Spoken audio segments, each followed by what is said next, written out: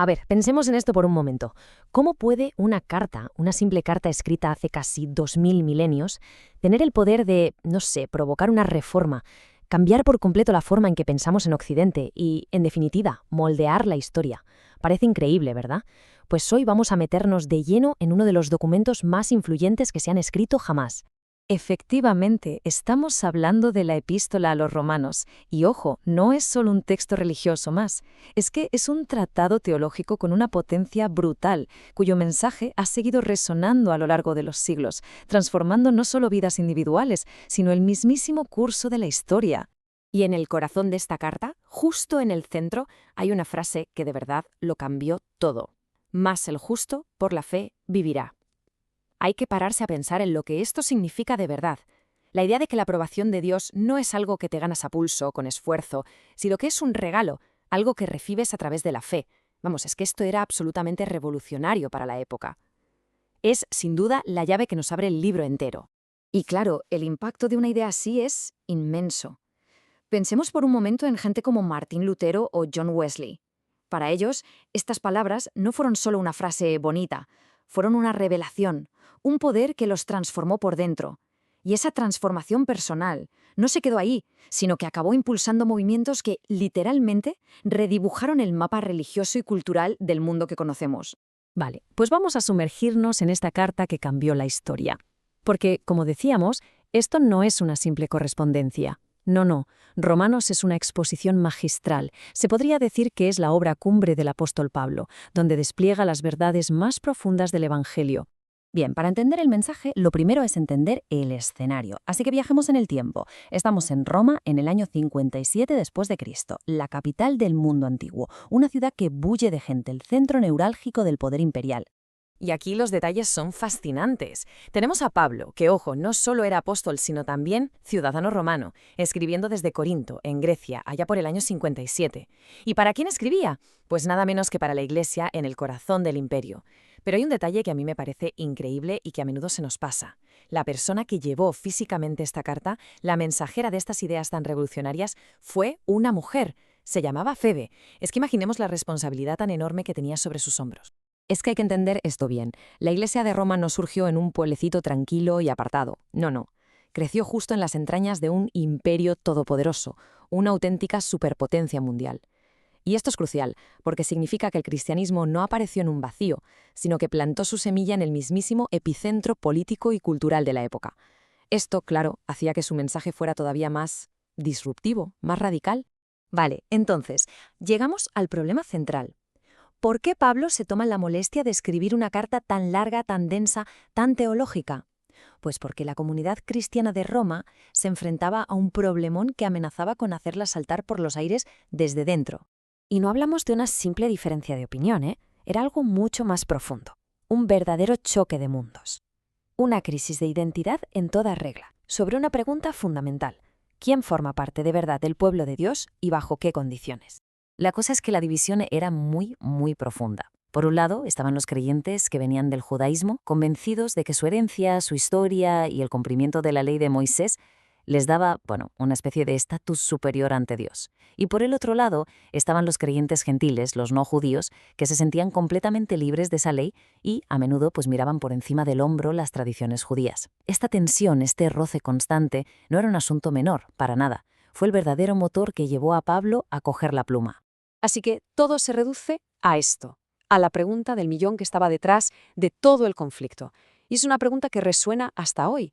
Si nadie es perfecto, si todos fallamos, ¿cómo es posible que alguien, da igual si es judío o gentil, da igual su origen, pueda ser declarado justo ante un Dios que es, perfectamente justo? ¿Cómo se resuelve esa paradoja? Y aquí viene la solución radical de Pablo. Y su respuesta no fue vamos a buscar un punto medio. No, fue una revelación que lo puso todo patas arriba. Una idea que de un plumazo desmantelaba los argumentos y las pretensiones de los dos bandos. El argumento de Pablo fue de una simpleza radical. Nuestra posición ante Dios no tiene nada que ver con lo que hacemos, ni con de dónde venimos, ni con nuestros antepasados. Absolutamente nada. Depende única y exclusivamente de un regalo. Un don gratuito que se ofrece a todo el mundo, sin distinción. El concepto clave aquí, la palabra mágica, es justificación. Y es un término legal, sacado directamente de un tribunal. Imagina la escena. Estás en un juicio, delante del juez, y sabes que eres culpable. Pero, de repente, en lugar de la condena que esperas, el juez golpea el mazo y te declara justo. ¿Justo? ¿Cómo puede ser? Pues la clave es que no es por tu inocencia, sino por algo que ha pasado completamente fuera de ti. Y ese algo externo, esa razón por la que el juez te declara justo, tiene un nombre: gracia. Es simplemente el favor de Dios que no te mereces, su amor incondicional que no te puedes ganar por mucho que te esfuerces. La gracia es, por así decirlo, la fuente de energía, el motor que lo pone todo en marcha. Vale, y si la gracia es la fuente, la fe es el canal, el conducto. La fe no es algo que hacemos para ganar puntos, no es una obra, es simplemente la confianza. Es como tener la mano abierta para recibir el regalo que Dios está ofreciendo. Y con esta idea, ¡pum!, se acabó la discusión. Ni el judío puede presumir de cumplir la ley, ni el gentil puede presumir de su libertad. Ambos dependen de lo mismo. Esta cita de Romanos lo clava, lo resume todo a la perfección.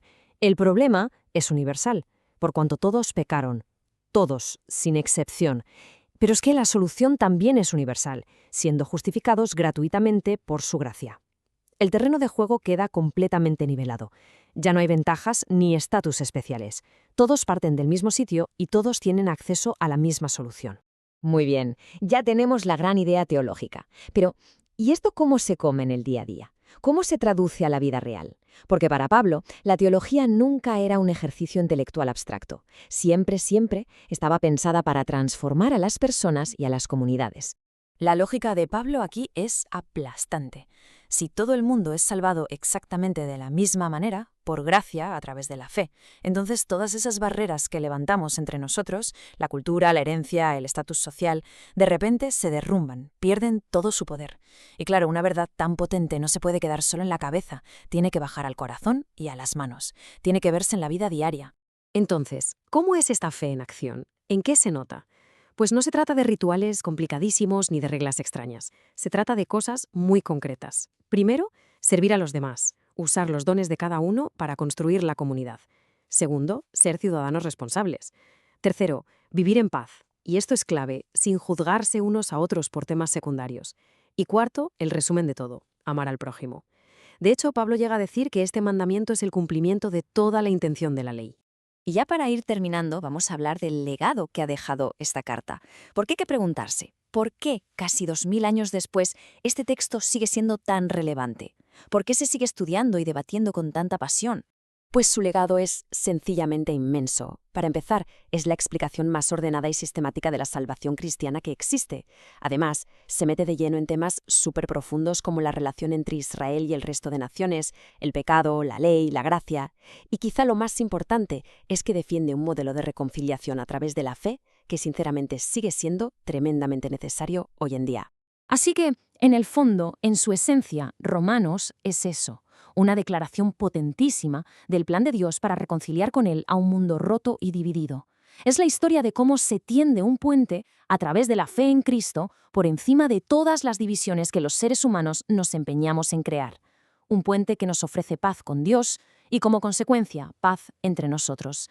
¿Y qué mejor manera de terminar que con esta pregunta increíble del capítulo 8? Después de haber desplegado todo este plan grandioso de salvación, Pablo no cierra con una orden, sino con una pregunta retórica que lo resume todo.